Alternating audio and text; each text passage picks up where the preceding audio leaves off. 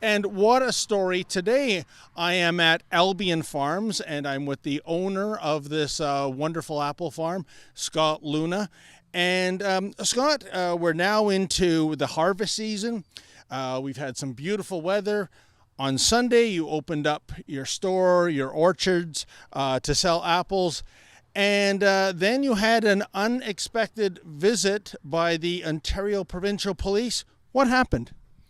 I don't know if the police were called here or driving by, but they witnessed a large gathering of people, and I was informed that under the new provincial mandates handed down by our provincial government, due to the COVID situation, that there was only a maximum number of people that are permitted to gather in a social setting, and we had far exceeded that amount. Now, I didn't invite these people here, but it is a business and we are open, so I have no control over how many people travel to come here on a given business day.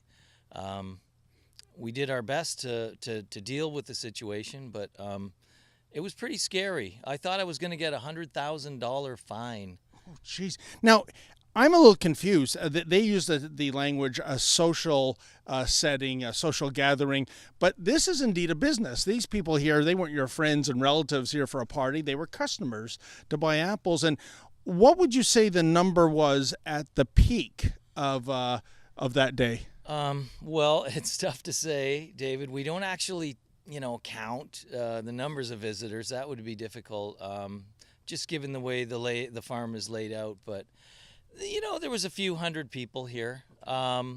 Maximum, I'd say 200 people. Of course, the majority of them are spaced out. In the parking lot area, there's going to be people a little more close together, just because that's where they're parking their vehicles and getting in and out of their vehicles.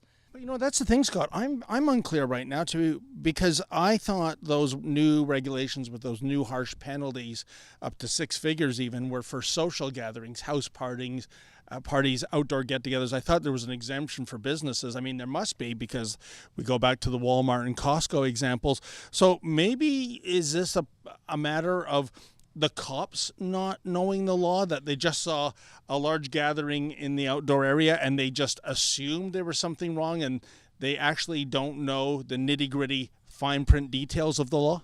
It appeared he let me know he was a little unsure. He was unsure. He was on his phone and he was trying to reach his sergeant to get a little more direction and some answers, and also ask for the sergeant to get on the scene as soon as possible.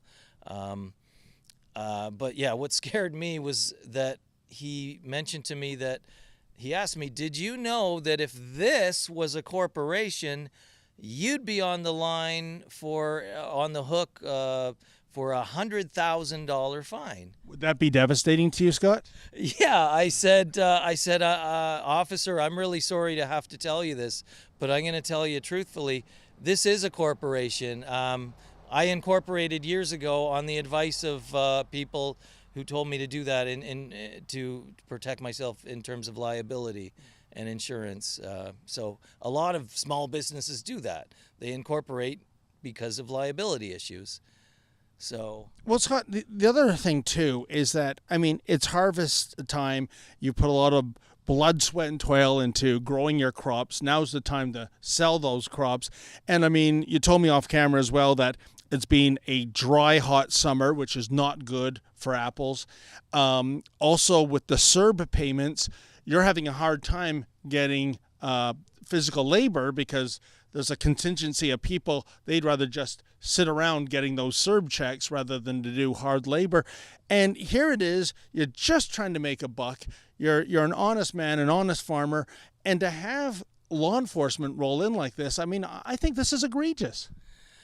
Yeah, it's a little disheartening, it's a little disappointing. Yeah, to be honest, I decided years ago to be a farmer. I thought it would keep me out of trouble. I'm not trying to be sneaky. I'm not trying to get away with anything. I'm not trying to screw people over. I'm not trying to bilk people out of their money. All I've tried to do for 26 years, David, is grow some food and offer it to people for sale. It's up to them whether they want to buy the food or not. But definitely, yeah, when the government started paying people to stay home and not work, it made it impossible for farmers like me to get any help. Even that incredible vintage tractor, I don't know, might be almost 100 years old. It's immobile. It's simply a prop now. But even that tractor drew the ire of the police. What happened there, Scott? He indicated while he was on the scene that he had witnessed a child either touch the tractor or play on the tractor or sit on the tractor, which is fine. That's what it's there for. But the problem was that I did not have a staff member there immediately sanitizing all the surfaces of the tractor in order to ensure that if somebody else touched it, they would not be infected with a virus. It's interesting.